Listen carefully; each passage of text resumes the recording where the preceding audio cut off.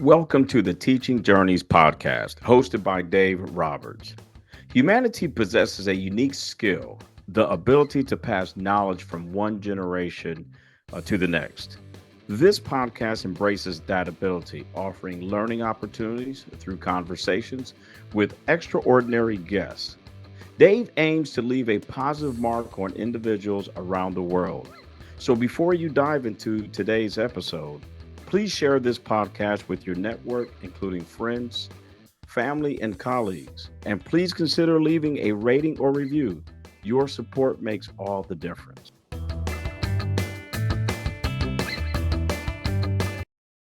Hi, everyone, and welcome to another episode of the Teaching Journeys podcast. Today, it is my pleasure to have as my guest Pamela Downes. Pamela Downes is the visionary founder of Spirit Calling, a transformative online community dedicated to guiding individuals through their spiritual awakening. A significant life event sparked in Pamela a profound journey to understand energy and life beyond this physical form. This exploration led her into the world of energy healing, plant medicine, and profound experiences that opened her psychic and clairvoyant abilities. Having undergone her spiritual awakening journey alone, Pamela knows the challenges and importance of support during this transformative process. In a powerful vision during the night, Pamela received a divine calling to build Spirit Calling, a safe haven for seekers of all beliefs to come together on their spiritual path. Her personal experience became the driving force behind her mission and the creation of Spirit Calling. Pamela and the Spirit Calling community ensures that no one has to be alone during their spiritual awakening. And as somebody, Pamela, who believes in the power of community and its role in spiritual growth, I am very much aligned with your mission. So with that, welcome to the Teaching Journeys podcast. Mhm. I'm very happy to have you today. Thank you, Dave. I'm really, really happy to be here. So can't wait for our conversation. I can't wait either. We just had a previously recorded Yes, conversation for your podcast, so I yes, we kiddingly did. said to kiddingly said to Pamela, a long time no see when she came back on. So um Yeah, we can't wait to keep talking, which is so great too, right? it is, yep. I mean, we could keep the conversation going on for hours. Who knows? Mhm. Tell us about the experience or experiences that shaped your life's calling, shaped your life path at this point in time. Yeah. So, we were talking earlier about you have no idea what your future holds, and you can say that this is what I want to do when I grow up, but the universe is like, Papa, we've got Mm-hmm. plans for you. I grew up as a musician and a creative. I thought I was just going to be in marketing and branding, right? And I followed that career path. I followed that life path for a very long time. I got married. I had kids. And in around 2007, 2008, my father lost his um, bout with alcoholism. He had dabbled back and forth with sobriety. He was sober for a very long time when I was young. But he had an experience in his life that was hard for him to deal with, and he returned back to alcohol. So his body said, no, we can't do that anymore. And he transitioned. And at the time, I was starting to have big questions about religion. I was starting to say, what am I going to teach my kids to believe in if I don't understand what I believe in? And I started, experiencing questions. If God is love and I transition, how is God going to sit in a seat in judgment, pointing his finger at me, saying that you do not have eternal life? You're going to go to hell or you're going to go to heaven. And I was like, that's off. I wasn't in alignment with the things that I grew up learning about in my background and my religion. And I said, you know what? I believe that eternal life is and love is mine for the grabbing, and it's free for everyone. And so that started this like big questions, wanting big answers. And then I saw my dad, who was physically and verbally, mentally abusive in my childhood. I feared my father growing up. I didn't have a relationship with him. Actually did. It was fearful. I watched him go through his life's challenges, and I started having children. I had a marriage, and I started understanding some of the things that he was going through, and maybe why alcohol showed up because he had, mental health issues, and he was using that to soothe himself and to deal with his mental health problem. I saw him battle the addiction and I watched it take his life. I watched this powerful man who was a bully to everyone, who was strong and he didn't care, how his actions and his words affected other people, not just in his family, in his existence. And I watched him wither down. I watched his body giving out on him, and I watched him change, and I watched him, still try to act like that big strong man, and not really witnessing what his physical body was doing. Right, still in the spaces of his head, and I started understanding that he was human, and I started understanding through my own stories and my experiences, like reflecting and comparing and maybe seeing some similarities. And, life is a challenge. It's a growth experience for our soul. It's a lesson in learning love. And I was doing that at the moment. And I watched him transition. My mother and my father and my brother were together. My parents are both only children. I didn't have a big family. My parents were divorced and my brother was traveling in Europe. And I had to go and bring my father to the emergency room. And my mom said, "Do you want me to come?" And she didn't ask me. She said, "I'll come." 'Cause she knew that I was a sensitive and I needed support. And my brother started his voyage back to the States. And the three of us were by my father's bedside, holding hands. And my mother led us in prayer. And I wasn't going to say I don't believe in this or that. I just felt that that was appropriate in the moment. And we together, intertwined our energy. And I watched his life force energy, his spirit, his soul leave his physical form. And I didn't label it those things at the time. I wasn't in the space I am now, understanding consciousness and universal interconnectedness and energy and our soul. I didn't understand all that, but I saw it. You know, I watched it leave, and I watched his physical form just sit there, and it was a shell. And my father left it, and that was the beginning, Dave, of this giant journey of trying to understand where he went, where energy never dies.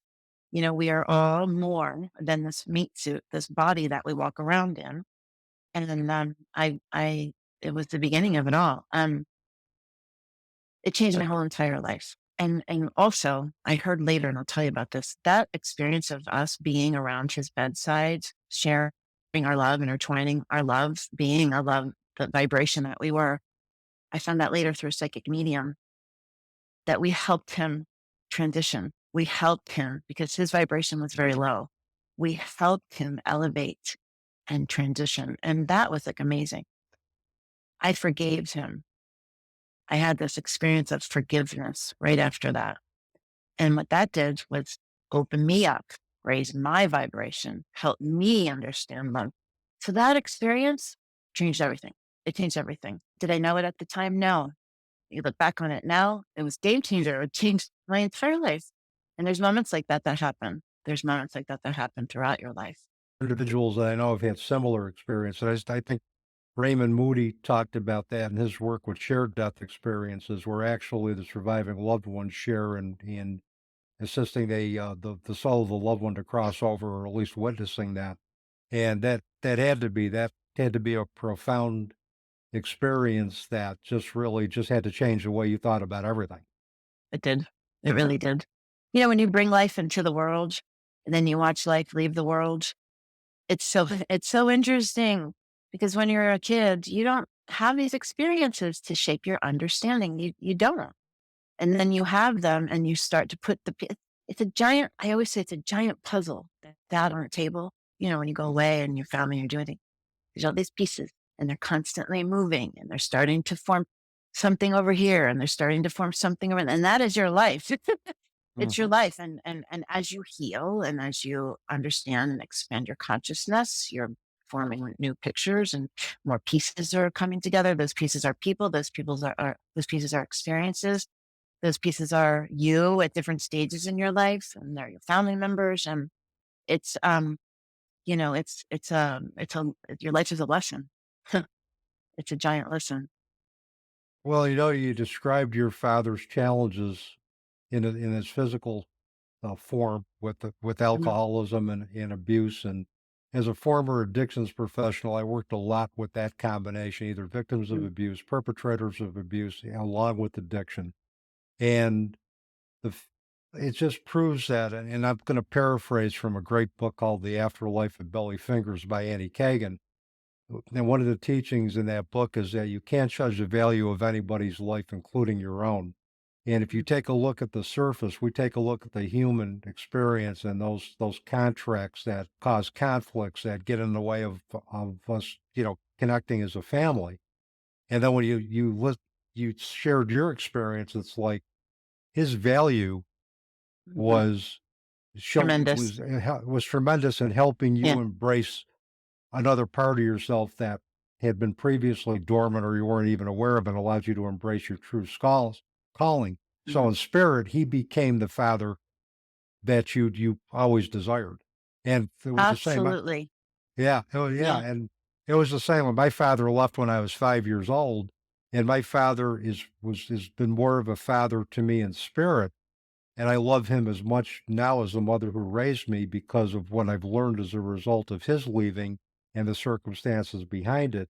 And the value of his life to me is just you can't measure that. Yes. It's absolutely true. It's absolutely true. And I have a sibling, the younger brother, who I mentioned before, who received more of the abuse, more of the emotional trauma, more of that than I. And I am a 53-year-old woman, and my younger brother is 4 years younger than me. And he's following the path of my father. And it is so painful to watch.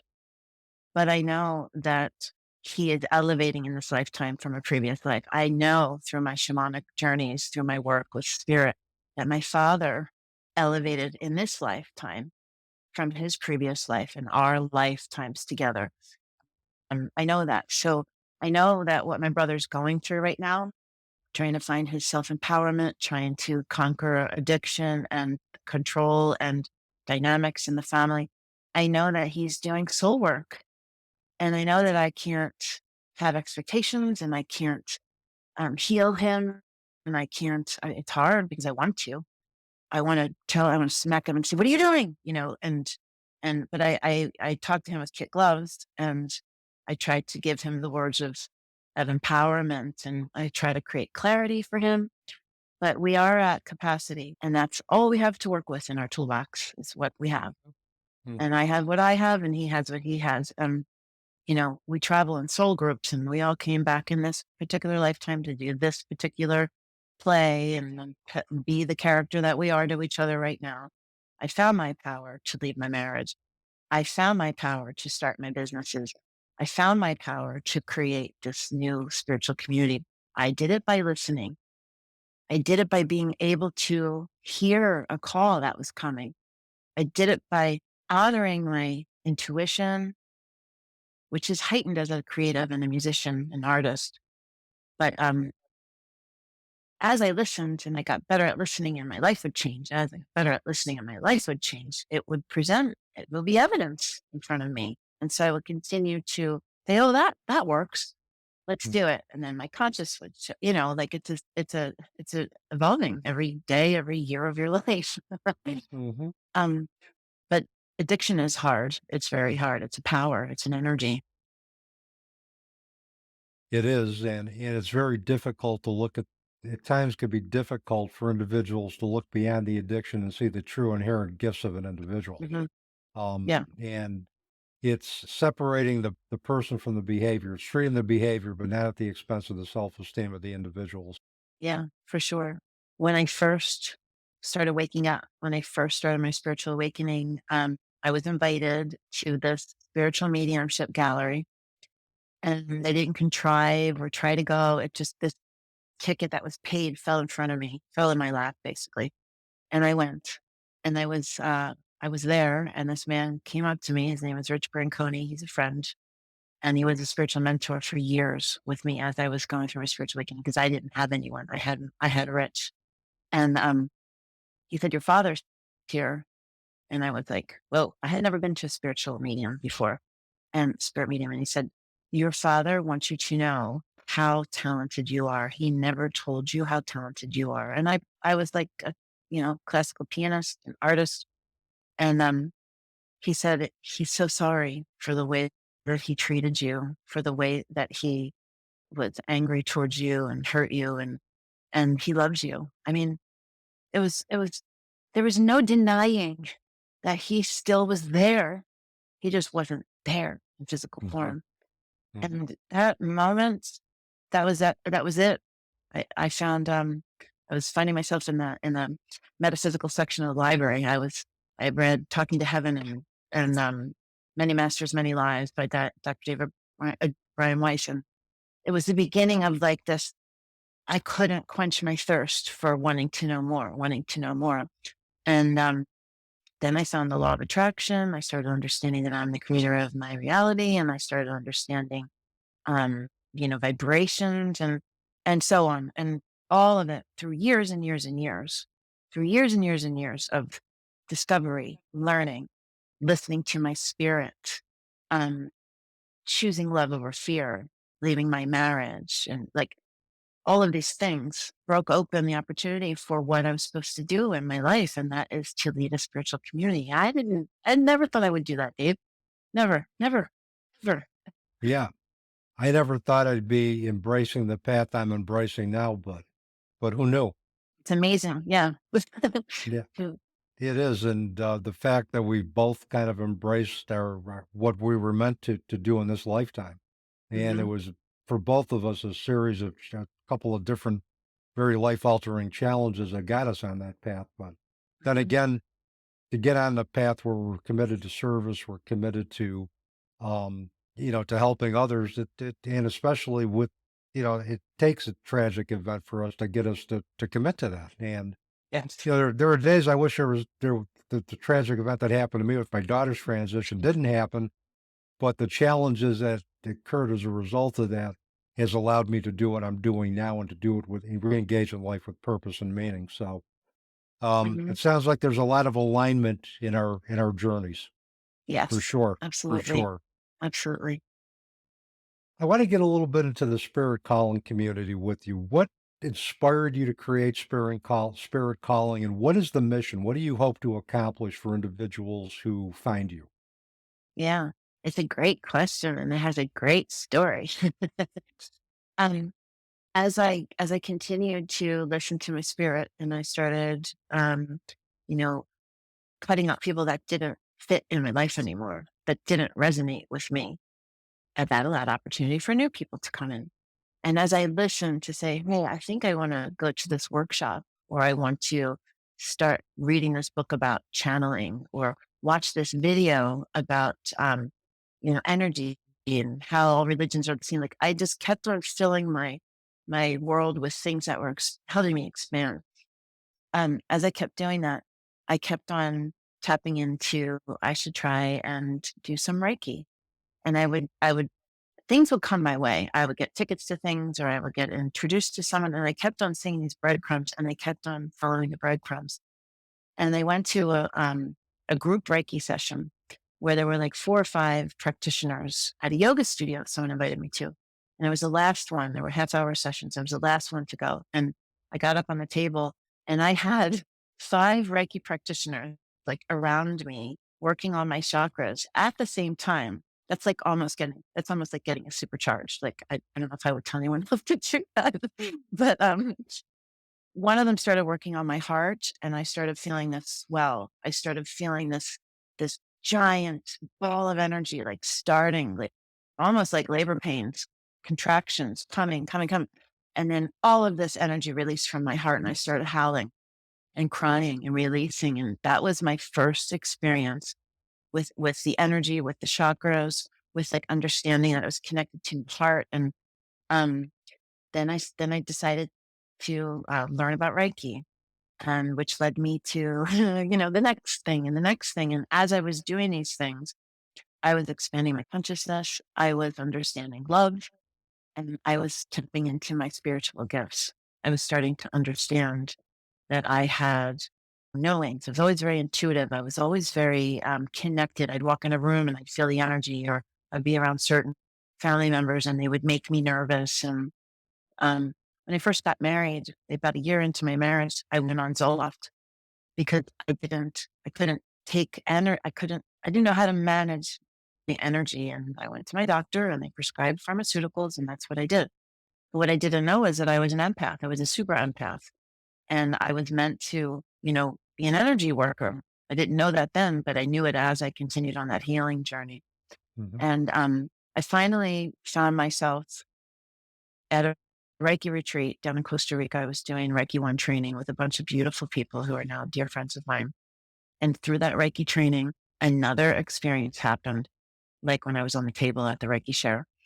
I had energy ball up and it happened in my throat. And I had this experience of a past life come through, and it was scary, but it was, powerful at the same time. And I could see things changing, and I had like physical experiences.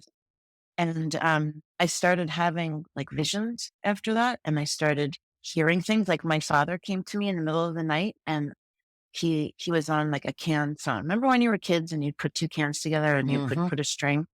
He was on a can phone, and I kept hearing him go, "Pammy, Pammy." And I went, "Dad?" Like I could hear his voice. And I went, "Dad." And he went, "Pammy, I love you. I love you." And I was thinking, it was things like that. My grandfather would come and show me visions of different things. I started having energies like touch my body. And that kept evolving over the course of maybe 5 or 6 years. Um, and then I got called to do plant medicine. I had this knowing. I saw a video of Gerald Powell. He opened a place in Costa Rica called Rhythmia Life Advancement Center. And I saw the video, and I looked at him and I heard his story, and I had a knowing, which was Mhm. the clear senses. I had a knowing I was going to go there. I didn't know how, but I knew I was going to this place. I just kept on going on my journey. I wound up meeting a friend who introduced me to another friend who wound up inviting me to Rhythmia. They were closing it down. He knew one of the owners. Had a small handful of people that they were especially inviting to be there. Normally there's 100. There were 40 people.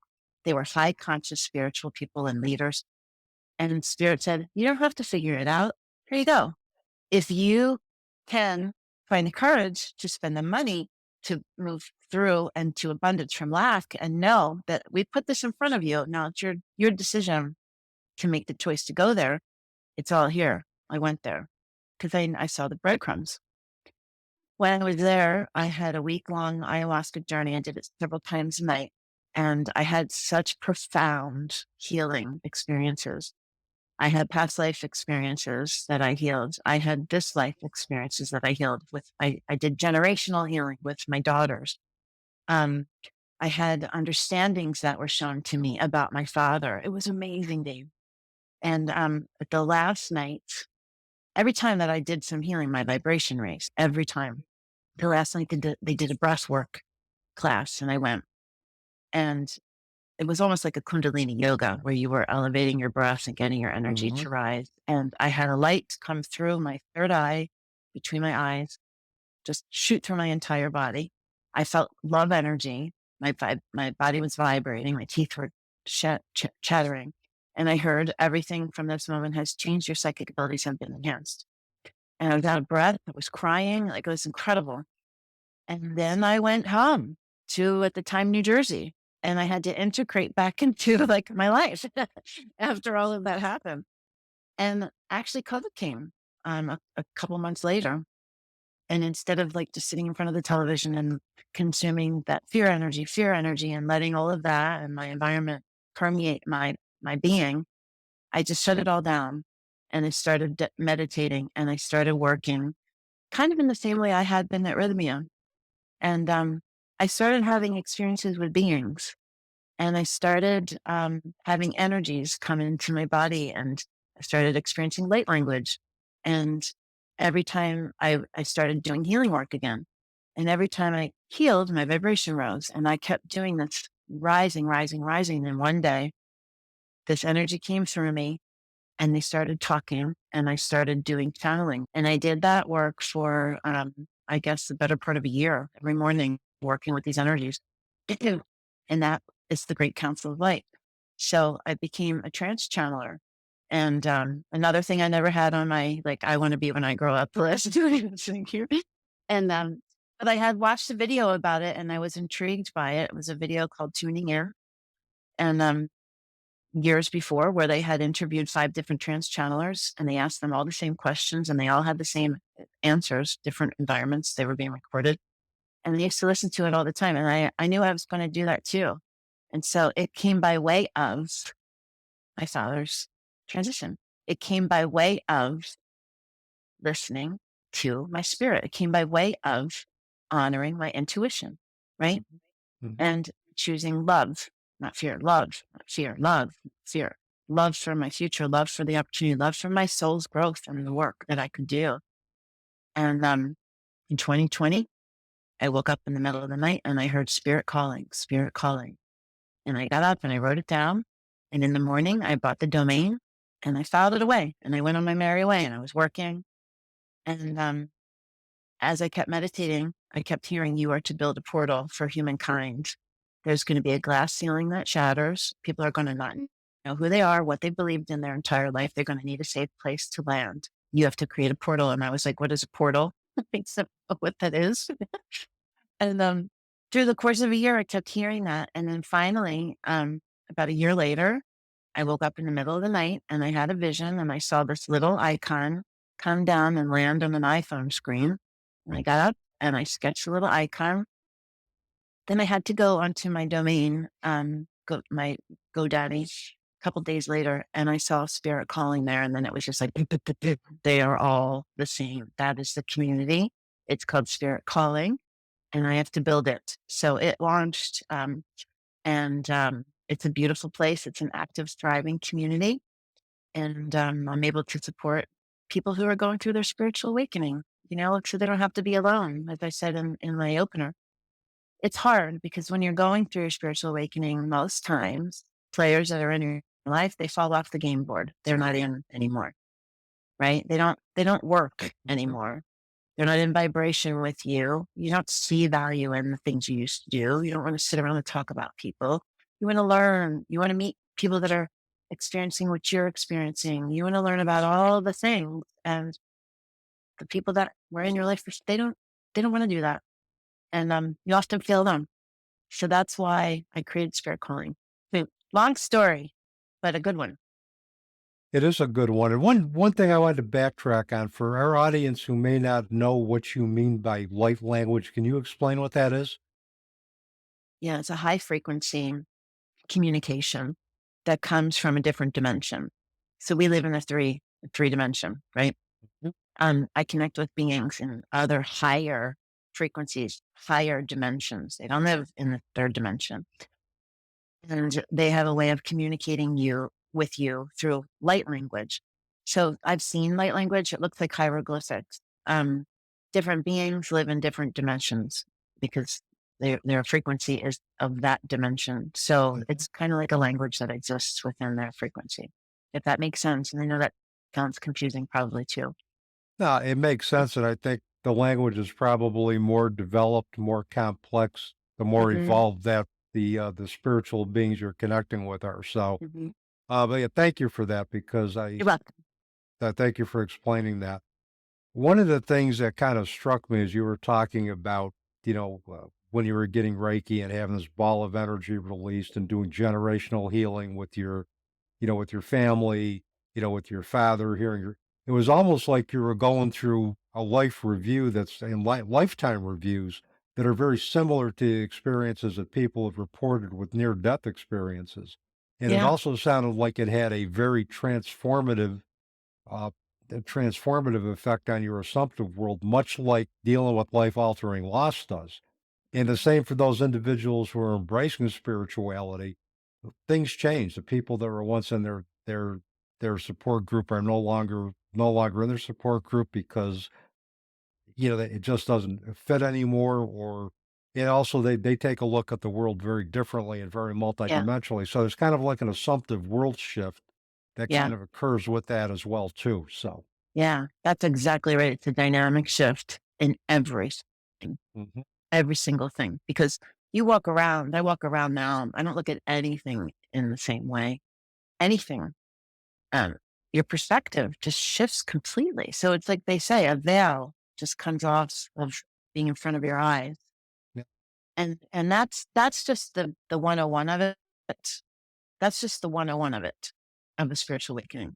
Now, couple that with all this knowledge that I've been receiving over the years of dimensions, frequencies, beings, our planet, like all of the things. And there's so much that we don't understand and we don't know. We only understand what's in front of our eyes when we're living in a three-dimensional space. Yeah. So it's cool. It's cool. I hope this intrigues someone to go and research or look up. And what do they mean? Because that'll be the beginning of their shift right there.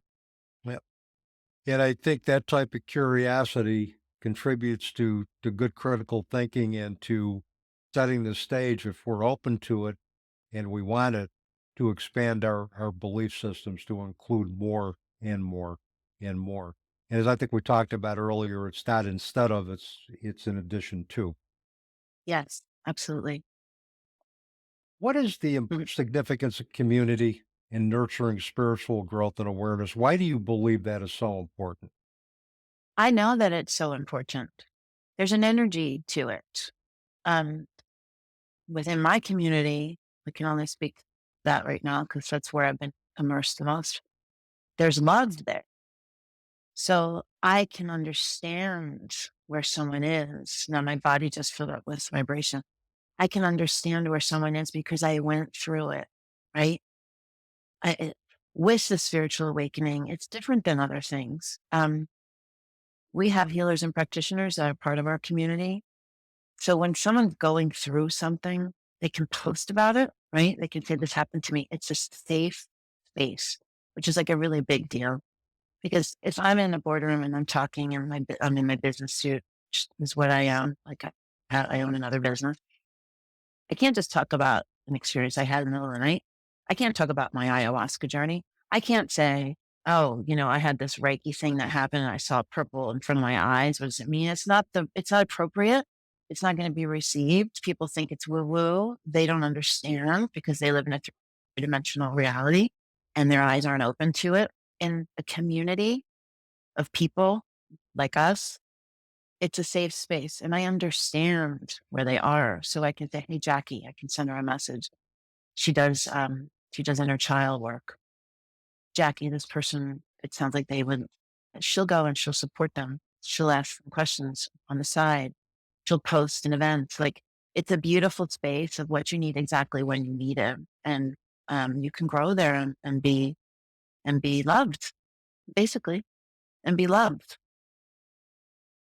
And I think that's so important because particularly I work with a lot of young college students, and we talk about a lot of spiritual practices in a couple of courses that I teach. We talk about the spirituality of death. We talk about the intuitives of the younger generation that they have come in, since 1996 and after, they have come into this world with a sense of knowing, a sense of past life history. And a lot of times I'll have young adults come and talk to me, Pamela, and they'll say, I'm glad you mentioned this because I've always seen the world in this multi-dimensional format, but I've been afraid to share that because I'm afraid nobody's going to understand that. So that's why what you're Mhm. doing with Spirit Calling and having that community, it provides a welcoming, safe space for individuals to share their growth, not be judged. And it sounds like you have a variety of different practitioners who are involved that you can call on to say, this person needs this aspect of expertise from you. Can you work with them? And I think that's great. I think I do that's too. fabulous. I love it. Like last evening, I did a tour of a local gym because I just moved. And everywhere I go, I could walk into the supermarket and I'm talking to someone about spirituality. Everybody wants to know, like everyone is experiencing a dynamic shift in their world and they have questions, but they don't feel like they can ask them because they don't want to be judged. Right. So last night I had this, I'm walking through, I had a guide that was bringing me in. They dumped me off at the reception desk to close me, to get me to sign up. And this young kid asked me what I did. And I told him that I moved and I told him about work. And he goes, what do you do? So I told him, I mean, they latch on.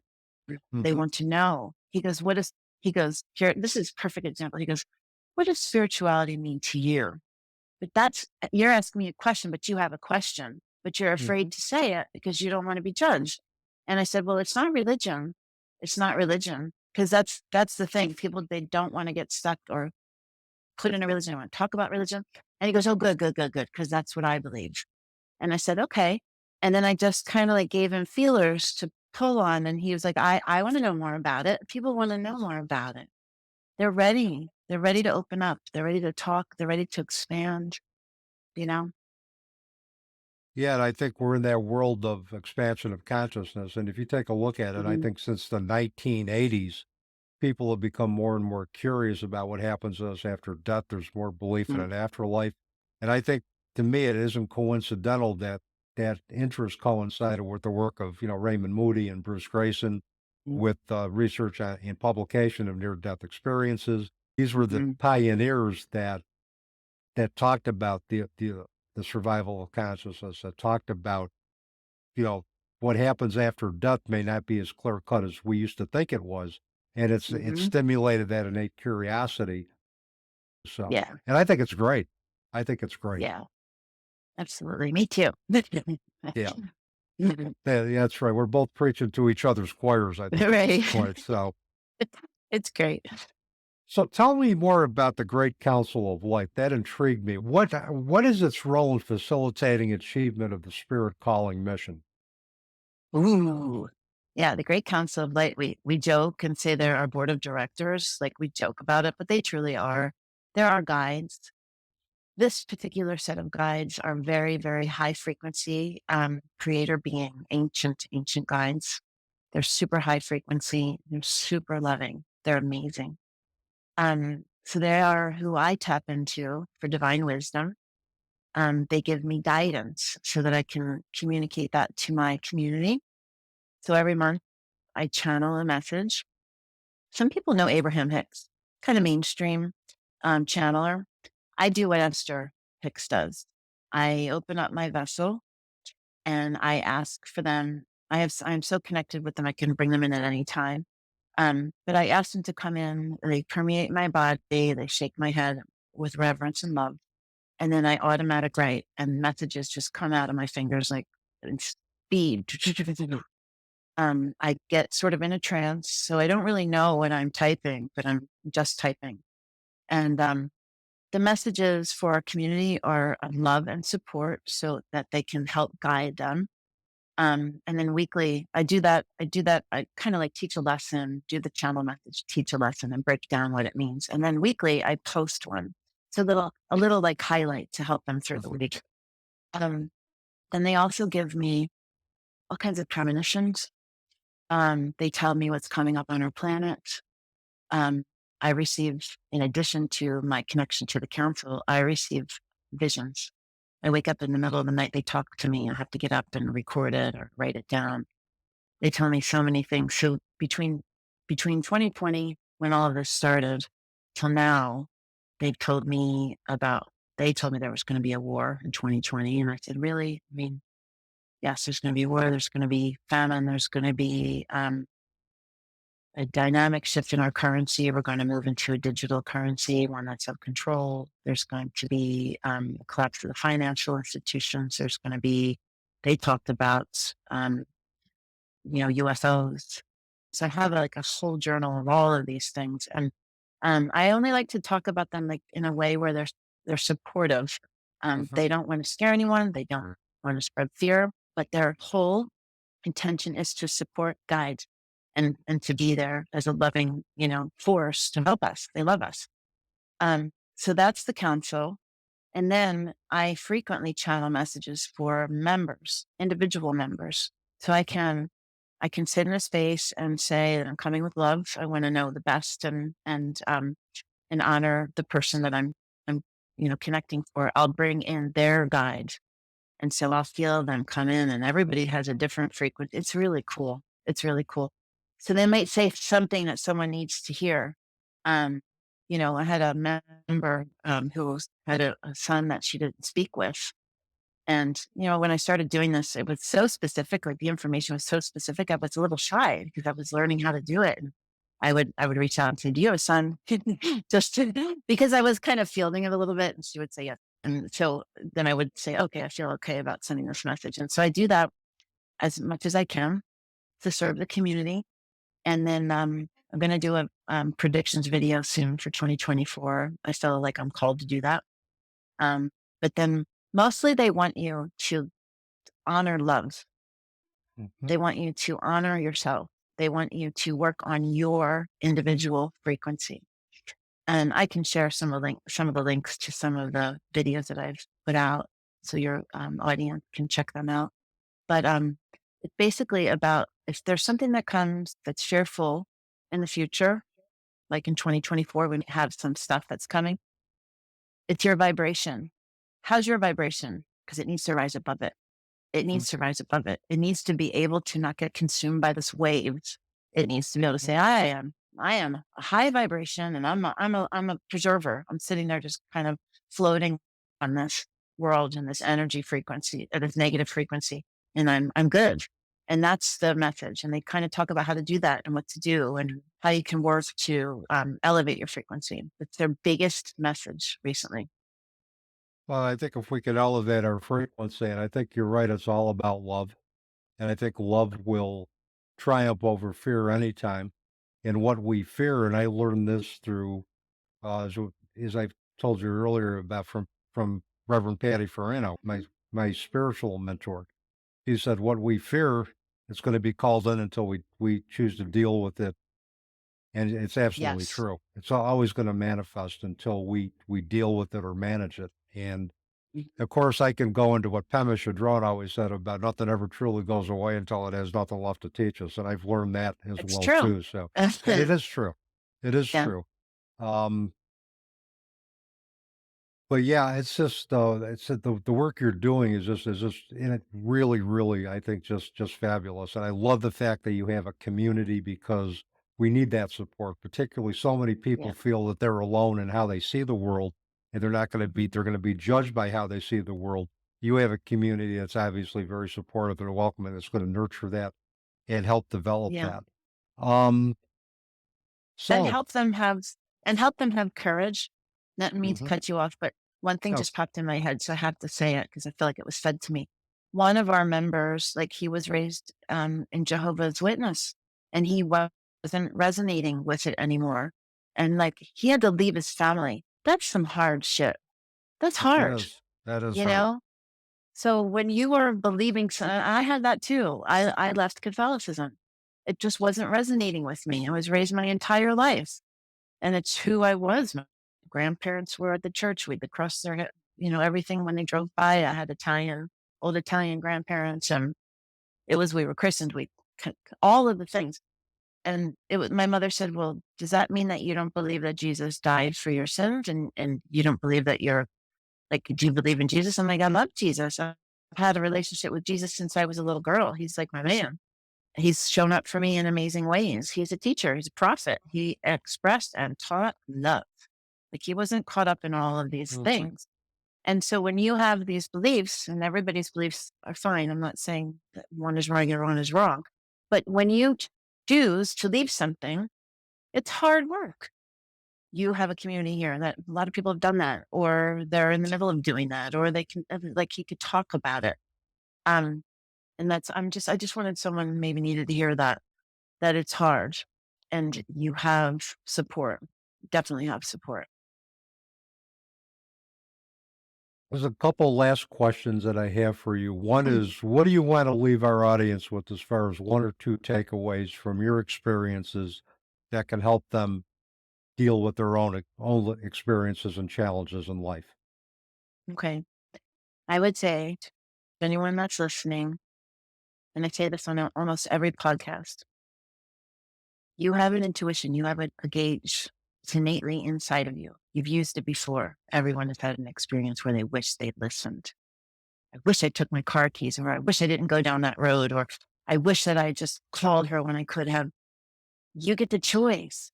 So instead of ignoring that, listen, listen to it and honor it for 30 days. Choose love, choose love, choose love. Stop choosing fear for 30 days and watch it change your life.